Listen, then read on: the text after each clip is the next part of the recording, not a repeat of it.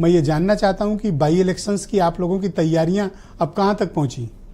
देखिए ब्रजेश जी, हर चुनाव हमारे लिए चुनौती होती है और मैं पहले भी कहा हूं, आज फिर इस बात को दोहरा रहा हूं कि संगठन की ताकत और सरकार की उपलब्धि को लेके हम जनता के बीच में जाते हैं और जनता का अपार समर्थन हमको निरंतर मिल रहा है। चाहे कोई भी चुनाव हो, जनता ने हमारे नेताओं पर विश्वास व्यक्त किया है, आदरणीय योगी जी और मोदी जी को पसंद किया है और उनके कामों को पसंद किया है। रही बात उत्तर प्रदेश के बाई इलेक्शन की, तो हम पहले से संगठन के आधार पर अपनी तैयारी कर रहे थे। सरकार के मंत्री भी सरकार की तरफ से वहां लगाए गए हैं। सब लोग पार्टी के कार्यकर्ता के नाते प्रत्याशी को जिताने के लिए काम कर रहे हैं। भारतीय जनता पार्टी के पक्ष में अधिक से अधिक मतदान हो, अधिक से अधिक लोग भारतीय जनता पार्टी को वोट देके विजय श्री प्राप्त दिलावें, इसके लिए हम निरंतर जनता से संवाद कर रहे हैं। उसी क्रम में माननीय मुख्यमंत्री जी भी, हमारे सभी संगठन के लोग, हमारे दोनों डिप्टी सीएम, हमारे सरकार के मंत्रीगण, वो लगे हुए और सरकार की उपलब्धियों को जनता के बीच तक ले जा रहे हैं। अभी आपने चर्चा के क्रम में बहुत सारी बातें कही, माननीय मुख्यमंत्री जी के उद्बोधन को भी कहा और आपने कहा कि साहब बटोगे तो कटोगे, हार्ड लाइन है। देखिए ब्रजेश जी, भारतीय जनता पार्टी का नारा है सबका साथ, सबका विकास और सबका विश्वास। लेकिन जिस प्रकार के उत्तर प्रदेश के अंदर और देश के अंदर बांटो और राज करो, फूट डालो राज करो की नीति पिछले दिनों से चली आ रही थी, कहीं ना कहीं वो नीति बेनकाब हुई है।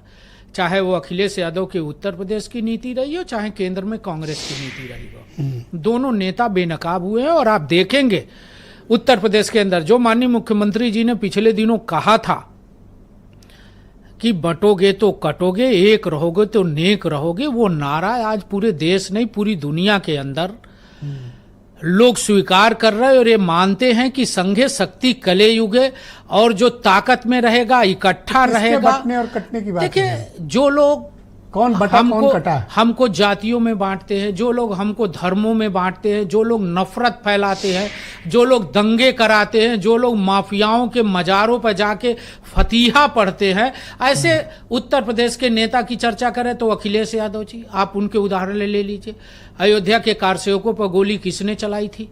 समाजवादी पार्टी की सरकार। अच्छा, 4 जून के जो परिणाम आए, आप लोग कुछ दबाव में हैं, उसके कारण इतना इंटेंस प्रचार कार्यक्रम आपका चल रहा है? देखिए ब्रजेश जी, हम जनता के बीच में हैं, जनता के विश्वास को लेके काम करते हैं और चुनाव में जीत और हार दोनों चुनाव के एक पहलू है। दबाव और गैर दबाव की बात नहीं, जो मैं कह रहा था वो बात पूरी कर लूं।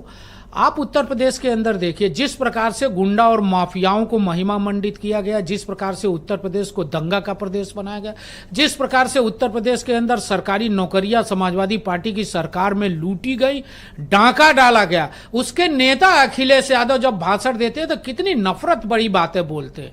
जिन्होंने कोरोना की वैक्सीन को भारतीय जनता पार्टी की वैक्सीन बता दिया। मैं कितनी बात कहूं कि नफरत की बात है। कभी केशव मौर्य का अपमान करते हैं, कभी ब्रजेश पाठक का अपमान करते हैं, कभी योगी जी का अपमान करते हैं।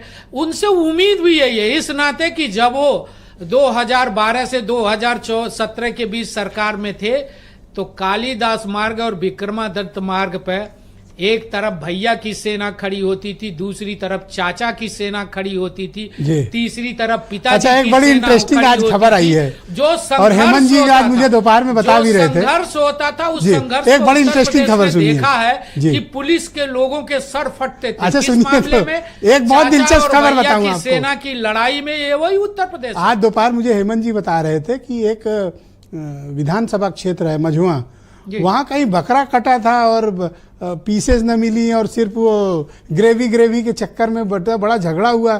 आज पूरे देश भर में वो खबर वायरल है। हेमंत जी बता रहे थे। ब्रजेश जी, आजकल एआई का जमाना है, कौन बकरा कहाँ काटता है और कहाँ फैलाता है और कौन कैसा क्या करता है, ग्रेवी ही और मिली। मैं तो आपको इतना जरूर कह सकता हूं कि हमारे यहाँ दीपावली के पर्व से शुरू होकर और छठ और पूर्णिमा का दिन है आज। आप सब लोगों को मैं गुरु पूर्णिमा की यही मैं बात कह रहा था, बधाई देना चाहता हूँ। गुरु पर्व भी है आज, वेजिटेरियन सब लोग गंगा जी में स्नान किए हैं आज, सब पर उनकी बात फंस गई, बकरे डुबकी लगाए हैं। लेकिन मैं आपको भी धन्यवाद दूंगा, लेकिन मैं इतना जरूर 30 सेकंड में अपनी बात खत्म कर दूं। उत्तर प्रदेश की जनता योगी जी के विकास के, योगी जी के कानून के राज के, योगी जी के नौजवानों के विकास के, इंफ्रास्ट्रक्चर और गरीब कल्याण की योजना के साथ है। और धन्यवाद नौ सर, की बहुत 9 शुक्रिया। विधानसभाएं Thank जीतने you। में भारतीय जनता पार्टी कामयाब हो। बहुत शुक्रिया फराज की